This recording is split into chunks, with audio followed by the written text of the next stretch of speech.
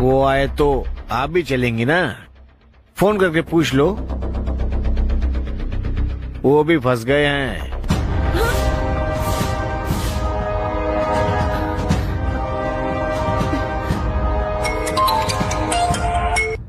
क्या हुआ Maggi? Boss, मुझे पुलिस ने पकड़ लिया है। व्हाट? तुम क्या कह रही हो? क्या वॉट करते रहते हो? मुझे पुलिस ने पकड़ लिया है। तुम्हें भी पुलिस पकड़ लेगी। क्या बोल रही हो?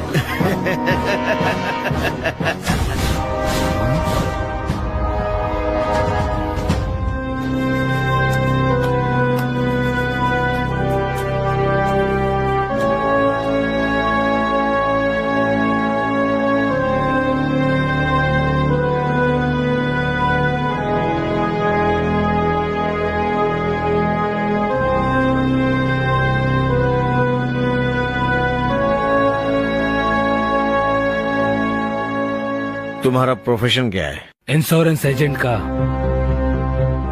इसमें मुझे 13 साल का एक्सपीरियंस है। थोड़ा सा भी पैसा नहीं कमा पा रहा हूँ, ये बोलकर मेरी पत्नी मुझे बेइज्जत करती रहती। यही सब बोल बोलकर वो मुझे टॉर्चर करती रहती थी। गुस्से में उसने मुझे डिवोर्स दे दिया और मुझे अकेला छोड़कर चली गई। फिर मैंने प्लान किया, लाइफ में मुझे बहुत बड़ा आदमी बनना है, चाहे मुझे कुछ भी करना पड़े। तभी मैंने मास्टर प्लान बनाया लोगों को लूटने का। मुझे काफी एक्सपीरियंस था इंश्योरेंस बिजनेस में और मैं इसी से रिलेटेड नया प्लान बनाने लगा। मैंने इंश्योरेंस कंपनी के स्टाफ लोगों के साथ मिलकर डिस्कस किया और प्लान बनाया। इसके साथ ही मैंने अपने लोगों के साथ मिलकर बड़े बड़े मॉल्स में जाकर अपनी कंपनी के बारे में सभी लोगों को बताया। पब्लिक का भरोसा जीता और उन्हें कन्विंस भी किया। मैंने उन्हें फ्री में कूपन भी दिया। यही मेरा आइडिया था पॉपुलर होने के लिए।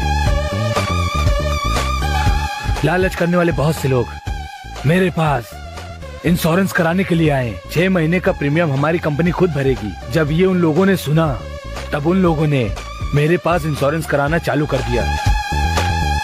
इसमें कोई प्रॉब्लम ना हो, इसीलिए ऐसी फैमिली चूज करते थे जिसकी फैमिली में ज्यादा मेंबर्स ना हो। और हम कैंडिडेट की फैमिली की डिटेल्स, आधार कार्ड, आईडी कार्ड्स और सिग्नेचर, ये सब हम कलेक्ट करते थे।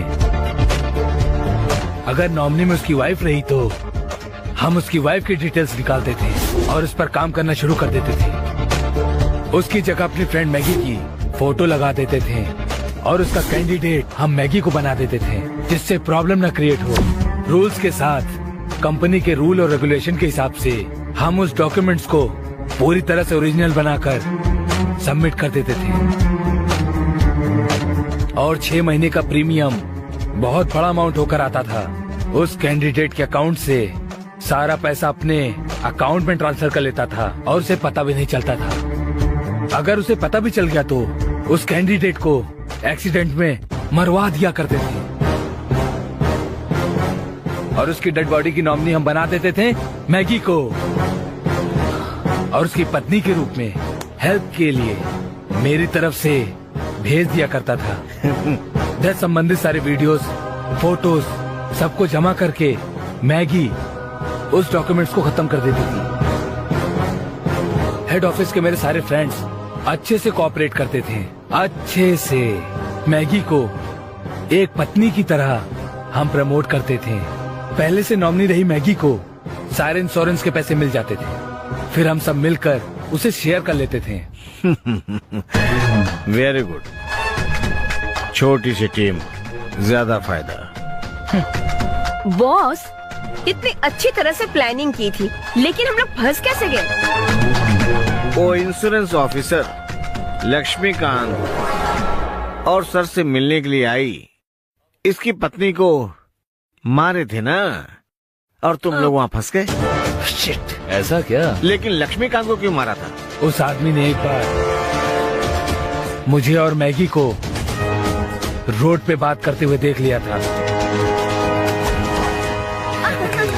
मेरी प्यारी, तुम्हारे पति के मरने से इंश्योरेंस का पैसा क्लेम करने आई तुम।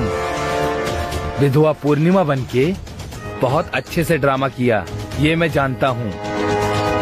तुम्हारा प्लान क्या है अगर तुमने ओपनली कहा तो मैं सेटलमेंट अमाउंट को लेकर पास करवा दूंगा।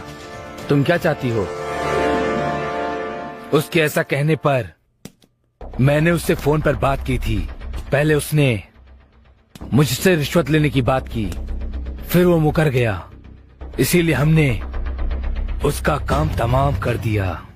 अभी तक कितने केस में इंश्योरेंस अमाउंट ले चुके हो? 6।